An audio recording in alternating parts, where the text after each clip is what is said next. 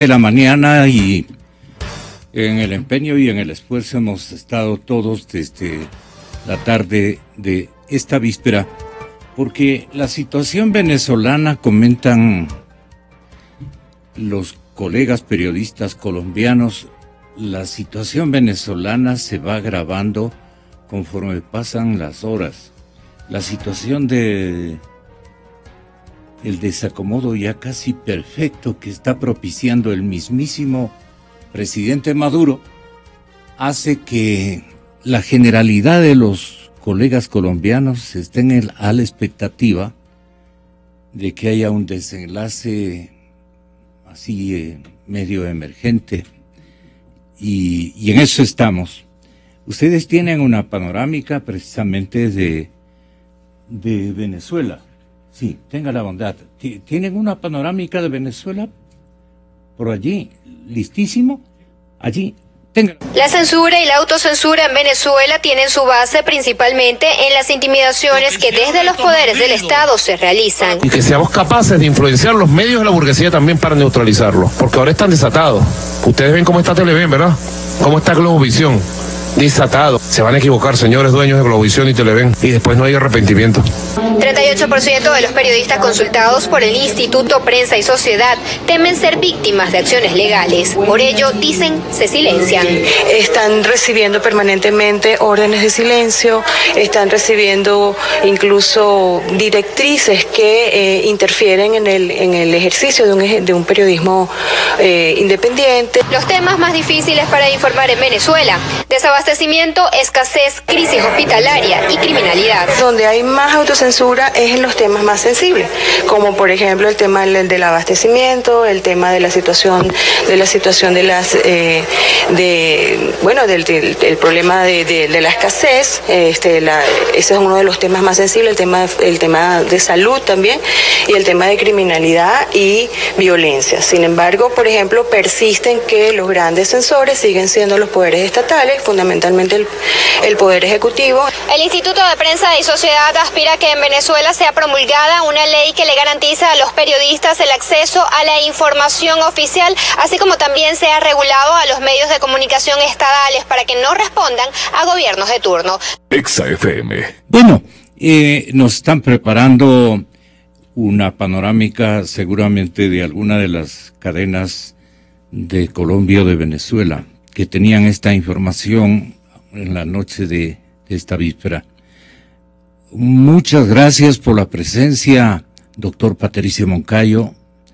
Generosa su concurrencia, como siempre, doctor César Montúfar. Vamos a ver si conversamos también con Pancho Huerta, que él dijo tener también una opinión para lo que nosotros les planteamos a ustedes. Alguien escribió ¿por qué caen los presidentes? Y nosotros queremos asociarlo con el inminente estallido social, que es lo que anuncian en Venezuela. Un estallido social en Venezuela. El precandidato a la presidencia de la República, o el candidato a la presidencia de la República por parte de Creo, también se ha ido a sintonizar con más direccionamiento, digamos, lo que está ocurriendo en la nación venezolana. ¿Qué está ocurriendo? Sería un poco la pregunta, porque yo quiero unir la situación de Ecuador y la situación de Venezuela en este comienzo de un desenlace que puede aparecer con distancias de tiempo y con emergencias evaluadas de forma distinta en sus resultados. Pero ambas naciones y ambos mandatarios, tanto de Ecuador como de Venezuela, están pasando y comienzan a pagar una factura bastante compleja. Puede que yo esté equivocado, desde luego, y que ellos estén soñando en otro territorio que se avecina más bien de perseverancia en el poder y algunas cosas de esas en lo que toca al Ecuador. Pero me encantaría escucharle a usted, doctor César Montúfar. Bienvenido y muy buenos días. Muy buenos días, Gonzalo. Un saludo a Patricio, igualmente un gusto estar con él. y compartir este diálogo esta mañana, y un saludo a todos los oyentes de Democracia. Creo que, como en el panel anterior se afirmó, existe un desgaste evidente, una caída, digamos, de los niveles de apoyo, de popularidad, de credibilidad, de todos los gobiernos llamados progresistas, llamados gobiernos del socialismo del siglo XXI en América Latina. Creo que lo que ocurrió en Argentina, lo que ocurrió en las elecciones legislativas venezolanas, dan cuenta de este proceso, no así lo que ocurre, bueno, de alguna manera también, pero no de manera tan drástica en Bolivia. Y en el Ecuador tampoco es una excepción. Sin embargo, Gonzalo, a mí me parece que sí hay que destacar los matices y las diferencias. Creo que la política es en gran medida un territorio en donde los matices, donde los claroscuros, donde los grises en algunos casos son tan importantes como los colores más definidos. Y allí yo sí marcaría una diferencia entre lo que ocurre en el Ecuador, al menos, con lo que ocurre en Venezuela. Sin duda, el proyecto del socialismo del siglo XXI, el correísmo, el chavismo, tienen muchas cosas en común. Han compartido un libreto no solamente político, institucional, sino también económico. Son países que además comparten una característica importante debido al peso que tienen las exportaciones de hidrocarburos en su economía, pero son países distintos y políticamente muy distintos. Yo diría, Gonzalo, que la principal diferencia política entre Venezuela y el Ecuador, diferencia en términos más precisamente del escenario electoral, es que en el Ecuador no existen los niveles de polarización política que existen en Venezuela. El Ecuador es una sociedad políticamente mucho menos polarizada que la venezolana. En Venezuela realmente uno sí podría decir que el país se dividía o se divide entre chavistas y no chavistas. Se creó en Venezuela hace algunos años una categoría política, un poco en el habla popular, llamada lo de los ninis, los que ni estaban con Chávez ni estaban con la oposición. Pero esos ninis, esta categoría política, este segmento, poco a poco se ha ido reduciendo en Venezuela. En el Ecuador, en cambio, no es así. En el Ecuador hay un sector importante de la población que apoya y sigue apoyando al gobierno, al presidente Correa y al proyecto de la llamada Revolución Ciudadana. Hay un segmento importante de la población que no está de acuerdo, que se opone al oficialismo, pero que está fragmentado desde sectores de la derecha hasta sectores de la izquierda. Pero hay un importantísimo segmento, otro segmento, un tercer segmento, de actores que son más bien apáticos, apolíticos o antipolíticos incluso, que detestan a los políticos, que detestan a la política, y que realmente están por fuera del debate, digamos, de polarización que en algunos casos es muy fuerte y agudo entre los sectores que estamos politizados, los que apoyan o nos oponemos. Y creo que este segmento hace que en el Ecuador el escenario político y el escenario electoral tenga una diferencia muy distinta a lo que ocurre en Venezuela, y me parece que el poder sintonizar con esta realidad, o de sintonizarse con esta realidad, va a depender el resultado electoral del 2017. Y creo que el desconocer la existencia de este enorme segmento y el no tener claridad respecto a cuáles son sus demandas, sus expectativas, respecto a la oferta electoral, perdonen que hable con estos términos un poco marketineros sobre la política, podría ser una gravísima equivocación, que podría incluso, a pesar de que los índices de popularidad del oficialismo han caído y seguirán cayendo, y pudieran aún caer más debido a la crisis económica, asegurar que incluso en una situación de crisis, Alianza País puede hacérselas nuevamente del poder. Y en eso me parece que está la razón de la enorme, diría, fragmentación política de los sectores de la oposición. Ese es un poco un primer análisis que me gustaría hacer. Bastante acertado, como siempre, doctor Matúfar. Bueno, no sé qué le parezca al respetable académico Patricio Moncayo, pero la idea de este medio de comunicación es tratar de fusionar en el análisis la situación imperante también en Venezuela. Porque muchos analistas de últimos días han dicho que lo que ocurre en Venezuela, como desenlace ya total y global, que parece ser una situación que, comenzando con un estallido social, producto del hambre, así de simple, producto del hambre, producto de la desprotección del Estado, producto de la inseguridad, del sálvese quien pueda, el desenlace venezolano está cercano. Hay otros que mencionan con escepticismo de que aquello todavía faltan cosas que se complementen para que se dé ese fin. El TEN no está listo todavía. Sin embargo, doctor Patricio Moncayo, ¿usted no cree,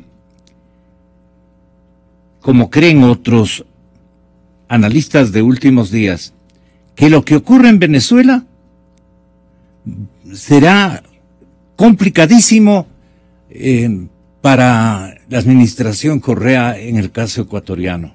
Es decir, ya el enfoque de la revolución ciudadana será de otras condiciones, a un triunfalismo, a una esperanza de permanecer al lado del poder por unos años adicionales, por unos años más, que tienen fecundos y no tan ilustrados ciudadanos que profesan esa mala religión abusiva y tormentosa que ha significado para miles y miles de ecuatorianos. ¿Usted qué opina de todo esto? Primero, Patricio Moncayo, bienvenido. Primero, Gonzalo, muchas gracias por la invitación y un gusto compartir, digamos, esta reflexión con César Montúfar y poder transmitir estas ideas a los oyentes de Radio Democracia, que es una audiencia tan amplia. Me parece acertado lo que usted plantea, Gonzalo, en el sentido de encontrar elementos comunes entre el proceso venezolano y el proceso ecuatoriano. Yo creo que esos elementos comunes un poco se extienden a otros campos y a otros países, ¿no? Tenemos, por ejemplo, el caso de Chile en la época de Salvador Allende, cómo eso desembocó en la dictadura militar de Augusto Pinochet hasta 1988, de 1973 a 1988. Entonces, este fenómeno sobre el cual usted ha tenido el acierto de pensar en invitarnos, a propósito de este reportaje de Marlon Puertas, ¿por qué caen los presidentes? Así es. Me parece que muestra que en América Latina hay un problema, digamos, recurrente, que es el hecho de que los presidentes en América Latina inician su gestión con un elevado nivel de apoyo popular, pero que en el ejercicio de sus funciones, ese apoyo popular va decayendo y se va convirtiendo en desaliento, en descontento y en reacciones contrarias a aquellos gobiernos que fueron elegidos con amplio apoyo popular. Entonces, pienso, Gonzalo, que una pregunta fundamental es efectivamente qué es lo que determina que gobiernos que fueron electos con elevado apoyo popular terminan siendo interpelados por la población, criticados por la población, combatidos por la población. Y esto me parece que es importante en el momento actual, por ejemplo, en el caso ecuatoriano, cuando quizás ilusamente se piensa que con la unidad se podría remediar los problemas del país, y hay sectores como Pachacútec, por ejemplo, y como la CONAIE, que se preguntan con razón, ¿qué garantía nosotros podemos tener de que con el próximo gobierno no nos pase lo mismo que con Lucio Gutiérrez o con Rafael Correa? ¿Qué garantía tienen los sectores sociales y populares de que un gobierno que le vaya a reemplazar a Rafael Correa, sea de la oposición o sea de la propia Alianza País, será capaz de atender las aspiraciones, expectativas y demandas de la población? Porque pongámonos en el caso de Rafael Correa. Rafael Correa inicia su gestión con altísimo nivel de apoyo popular. El pueblo, Pachacútec, CONAIE, sectores de izquierda y sectores populares en general, vieron con muchísima esperanza el ascenso de Rafael Correa a la presidencia. Rafael Correa tuvo, además de ese inmenso apoyo popular, dispuso de cuantiosos recursos provenientes de la exportación petrolera. Sí, le cayó la lotería en su beneficio. El presidente Correa, en base a esos recursos, realizó obra pública que le mereció el reconocimiento de la población, de amplios sectores. Incluso se sostiene que la gobernabilidad del presidente Correa, 9 años en el ejercicio de la presidencia, respondió a que él, en base a estos recursos económicos, pudo realizar, construir carreteras, hospitales, las escuelas del gobernó milenio. con una chequera. Entonces, pero ¿cuál es el problema, Gonzalo? Terminada la bonanza económica, entonces del espejismo petrolero pasamos a la cruda realidad. Entonces la gente se pregunta, ¿en qué medida la obra realizada por el presidente Correa es obra de su capacidad, de su pericia de gobernar, o es obra de su capacidad de gasto, gracias a los recursos petroleros? Y cuando pasamos a la cruda realidad de la crisis, entonces ahí sí nos enfrentamos con que el presidente Correa tiene bastante dificultad de ver cómo moverse y cómo afrontar una realidad adversa. Entonces comienza a aflorar el hecho de que entre ese discurso inicial, ese discurso que estaba sustentado en la esperanza, en la ilusión, choca con la realidad, con una realidad lacerante, con una realidad difícil de enfrentar. Y eso que le ocurre al presidente Correa, también le ocurrió a Lucio Gutiérrez, también le ocurrió a Abdalá Bucaram, también le está ocurriendo, por cierto, a Nicolás Maduro y le ocurrió a Hugo Chávez. O sea, los presidentes electos con altísimo apoyo popular al enfrentar la realidad, comienzan a mostrar sus falencias, sus déficits en términos... Sus debilidades. Sus debilidades en términos de su capacidad de gobernar. Y esto no necesariamente tiene que ver con que sean de izquierda o que sean de derecha. Porque un gobierno de izquierda, como posiblemente habría sido el de Hugo Chávez o el de Nicolás Maduro o el de Rafael Correa, choca con la realidad. Y al chocar con la realidad, esos gobiernos se ven obligados a tomar medidas que no necesariamente responden a su ideología, pero igual pasó con gobiernos socialdemócratas. Por ejemplo, el gobierno del doctor Borja tampoco pudo hacer lo que su ideología le inspiraba. Tampoco en el caso del gobierno de Jaime Roldós o de Osvaldo Hurtado. Su ideología no fue necesariamente la que guió la toma de decisiones, ¿verdad?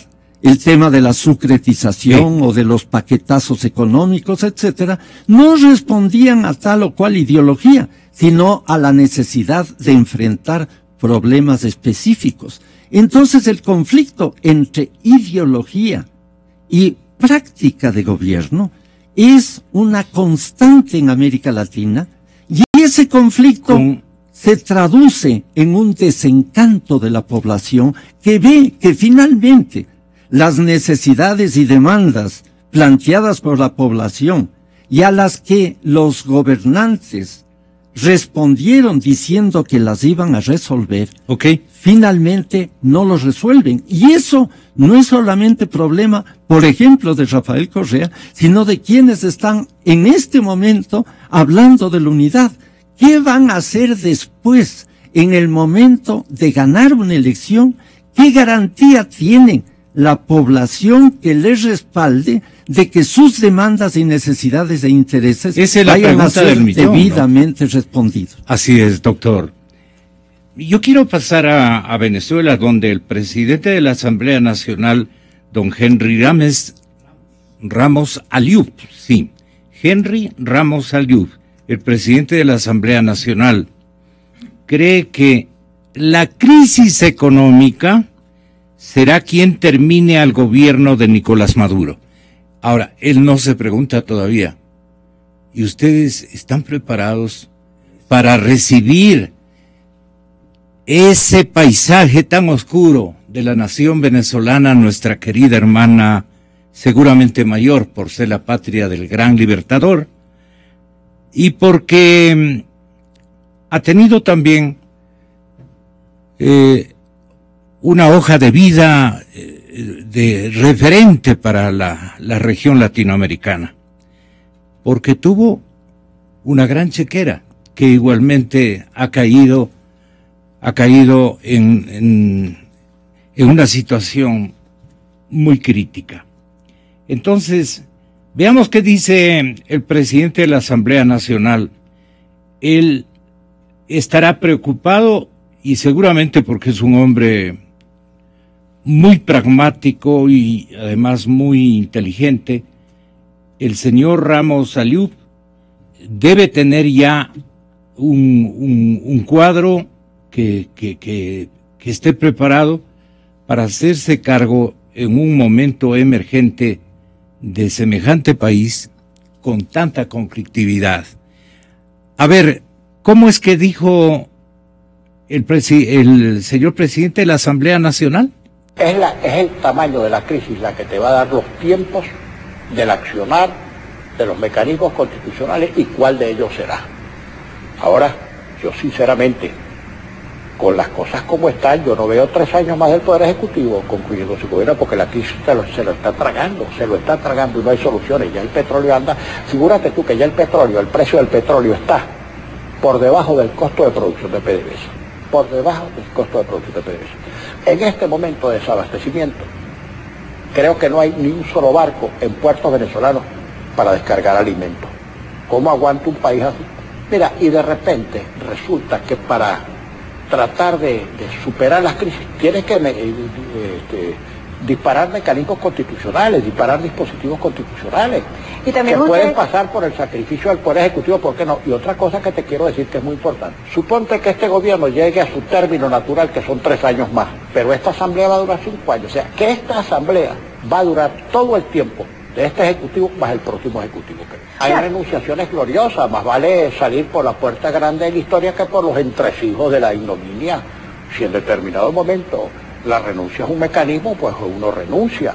Exa FM. Prácticamente le está abriendo la puerta, ¿no?, al presidente Maduro, el señor Ramos Aliup. ¿Cómo ve usted la situación? ¿Es comparable al desenlace también ecuatoriano por algún lado? En este caso yo creo que sí, en cambio. Yo creo que el tema económico pudiera ser tanto para el gobierno de Maduro como para el gobierno de Correa. Quizá el detonante de una implosión.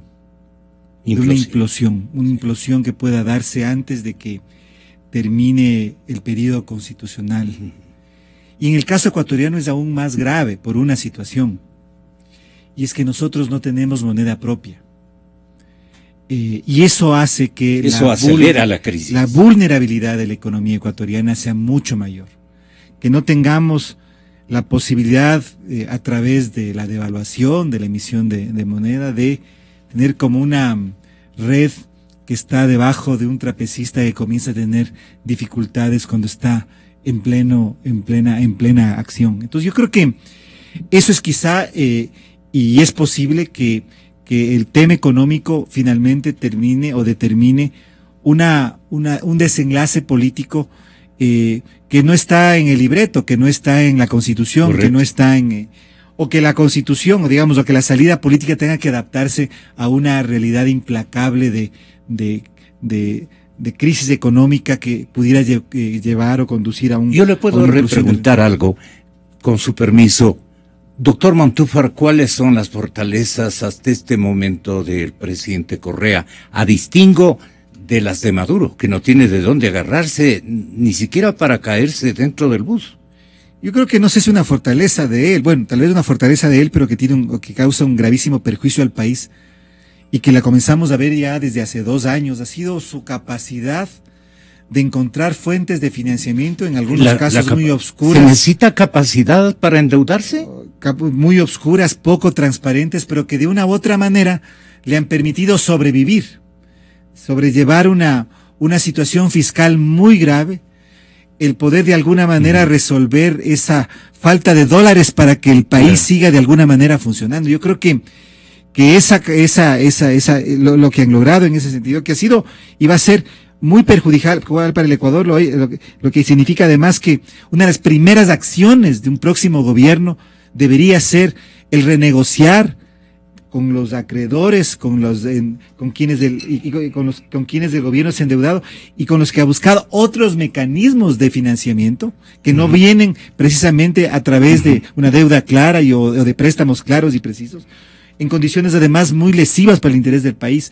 Es decir, renegociar aquellos financiamientos va a ser sin duda una de las tareas principales del próximo. Pero yo creo que, y ahí viene quizá un punto en el que yo no sé si voy a hacer un matiz o discrepo con el análisis que hizo Patricio hace un momento. Solo que en el tema de la deuda yo incorporaría como un elemento limitante también para Correa, de que está a 4 puntos de que se cumpla el tamaño de endeudamiento que la Constitución Política del Estado le ofrece, que es del orden del 40% en relación al PIB. Pero lo que sucede es que este gobierno ha utilizado otros mecanismos que no son registrados como deuda. Entonces, por eso digo, aquí ha habido una tendencia. Él reconoce que está en 36. Sí, hay una tendencia a buscar endeudamiento, a buscar recursos fuera del país. No todos vienen registrados como deuda, y que son recursos son procedimientos que no son transparentes, que no son claros y que son muy perjudiciales para el Ecuador. Entonces, y que implican solamente lanzar la pelotita un poco para adelante porque el problema se sigue acumulando. Así es. Pero si es que el tema económico no es la causa. No es la causa, si no hay este colapso económico que pudiera generar una implosión política. Yo creería, y aquí está el problema, y por eso yo sí quisiera tal vez como prender las alertas rojas, porque siento de alguna forma que estamos ante una situación un tanto como triunfalista, uno piensa, y uno mira, por ejemplo, en el documento de Marlon Puertas, que la popularidad del presidente Correa ha decaído y por lo tanto uno podría pensar que entonces lo obvio es que el próximo gobierno va a ser un gobierno distinto al de a uno de Alianza País. Y me parece que eso no necesariamente va a ser así. Por lo tanto, creería que hay que analizar el escenario político, a menos, insisto, de que la crisis económica termine y determine una implosión política, con la lógica con la que se ha construido la política electoral ecuatoriana en los últimos años. Y yo creo que ahí hay dos factores muy importantes, por los cuales, incluso en una crisis económica, si es que no llega a haber este colapso, por decirlo de alguna manera, incluso el oficialismo pudiera resultar vencedor. Y hay dos elementos que quisiera señalar. El primero, el que mencioné hace un momento, la forma como está organizado el escenario del electorado ecuatoriano, en donde yo sostengo no existe la polarización que existe, por ejemplo, en Venezuela, y donde hay este segmento que puede determinar siendo el principal elector. Y en segundo lugar, por las reglas de juego que han sido construidas por el oficialismo precisamente en los últimos para años. estos casos. Mire, Gonzalo, es tan sencillo como esto. Si es que se presentan más de 3 o 4 listas a la Asamblea Nacional y los electores ecuatorianos nuevamente, como ocurrió en el 2013, tienen que escoger entre 3, 4 o 5 opciones de oposición, en ese escenario, solamente con eso, el oficialismo terminaría siendo la primera minoría muy fácilmente y por lo tanto llevándose una mayoría en la Asamblea. Solo por ese elemento, por el método de asignación de escaños que fue modificado para las elecciones del 2013. Y en segundo lugar, Gonzalo, estuve yo haciendo un análisis de cuántos candidatos presidenciales podrían terciar en las próximas elecciones.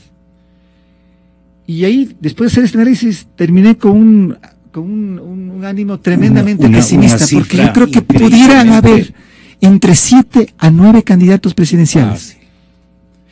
Si es que de estos candidatos presidenciales hay 3 o 4 que tienen aglutinan más o menos un importante segmento de la votación, siendo uno de ellos el de Alianza País, muy fácilmente, si es que no se da esta crisis, si no se agudiza la crisis económica, insisto, el candidato de Alianza País pudiera superar el 40% de la votación, e incluso sin que el segundo pueda aminorar su distancia a menos de 10%, con lo cual, de acuerdo a lo que dice la Constitución, ganaría en primera vuelta.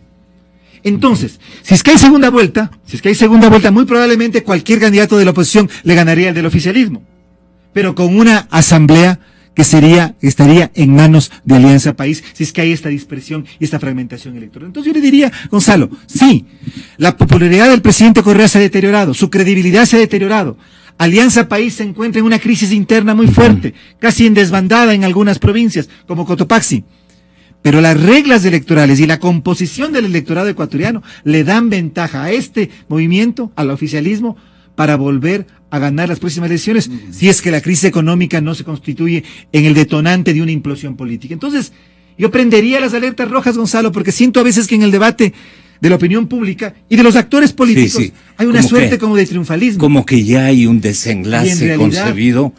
Y en realidad, si uno mira el escenario electoral, ya a finales de enero del 2016, de cara a febrero del 2017, todavía Alianza País tiene las de ganar. Tiene las de ganar. Comparto plenamente aquello. Y hay que decirlo. 9:21 de la mañana. ¿Usted discrepa en alguna parte de lo que en coincidencia nosotros establecemos con realismo lo que puede estar ocurriendo en este equivocado fin de episodio, que no hay tal? Sí, Gonzalo. A mí me parece que es necesario comprender las razones por las cuales Rafael Correa decidió retirarse del escenario político electoral para el 2017. Sería gravísimo, Gonzalo, que el próximo gobierno, supongamos que fuese de la oposición, se manifestara incapaz de enfrentar la crisis económica y de satisfacer las expectativas de la población, porque ello conduciría a que Rafael Correa en el 2021 retorne victorioso, mostrando o estableciendo una comparación entre lo que él hizo a lo largo de 9 años de su gestión y lo que el siguiente gobierno, el que le habría de suceder a él, fue capaz de realizar. Cuando incluso se está planteando una moratoria política para los 2 primeros años de el siguiente ejercicio presidencial, gane quien gane, si gana un miembro de la oposición o si gana el propio presidente Correa, en la perspectiva de establecer lo que se llama un pacto de gobernabilidad, se está indudablemente ignorando el hecho de que, digamos, la población necesita tener un incentivo, necesita tener una esperanza para enfrentar la realidad que está viviendo el país. O sea, hay, yo diría, 2 posibles orientaciones en cuanto al enfrentamiento de la crisis económica a partir del 2017. Una orientación es la de aquellos sectores que creen que es posible ejecutar un programa económico de austeridad y de ajuste sin considerar y contemplar las expectativas de una población que ha ido, por cierto, madurando políticamente. Yo sí creo que es necesario entender que en el país esa explosión ciudadana que se dio en los últimos meses en el Ecuador es producto de un desarrollo de esa conciencia ciudadana. Es decir, ahora se habla, por ejemplo, de que los ciudadanos están promoviendo lo que suele llamarse una democracia inmediata, lo cual quiere decir que los ciudadanos son mucho más exigentes respecto de los gobiernos en lo que se refiere a la ejecución de sus tareas como gobernantes. Entonces no se puede ignorar a esos ciudadanos que esperan un gobierno que no solamente aplique un programa de austeridad económica, sino que sea un gobierno que también potencie la democracia, que desarrolle la democracia. Por otro lado, Gonzalo, es evidente que frente a esa tentativa de aplicar un programa de austeridad económica severa para poder enfrentar la crisis, estuvo ese modelo basado en lo que suele llamarse una anestesia populista. La anestesia populista fue utilizada por el presidente Correa en la medida en que dispuso de recursos económicos para que esa anestesia se desarrollara. Pero en política, Gonzalo, no es posible aplicar lo que se llama una cirugía radical al margen de la anestesia. Es decir, quienes piensan que el tema económico puede ser resuelto de una manera técnica o tecnocrática, haciendo caso omiso de las demandas y expectativas sociales de los sectores marginados, también incurren en un tremendo error, y ahí habría problemas de gobernabilidad. Lo que el presidente Correa en estos momentos intenta hacer es una suerte de combinación de esa cirugía radical que todos le demandan que haga y la anestesia ¿A quién populista. Se refiere la anestesia. ¿La totalidad o todos? ¿A quiénes se refiere, doctor? Los sectores, por ejemplo, de la técnicos, los sectores que desde la técnica económica le recomiendan al presidente Correa la adopción de una serie de medidas, pero haciendo abstracción de la problemática política, de la problemática ciudadana y de las demandas sociales. Por eso es que el presidente Correa en este momento se ve, digamos, ante esa disyuntiva en esta perspectiva electoral, o aplica ese recetario económico que le recomiendan los técnicos de la economía, descuidando el flanco social que fue la base y la fuente de su poder, o sigue tratando de responder a ese flanco social en perjuicio y con deterioro de la economía. Esa contradicción no solamente la tiene el presidente Correa, la tendrá también el futuro gobierno. Muy bien. Doctor Patricio Moncayo, doctor César Montúfar,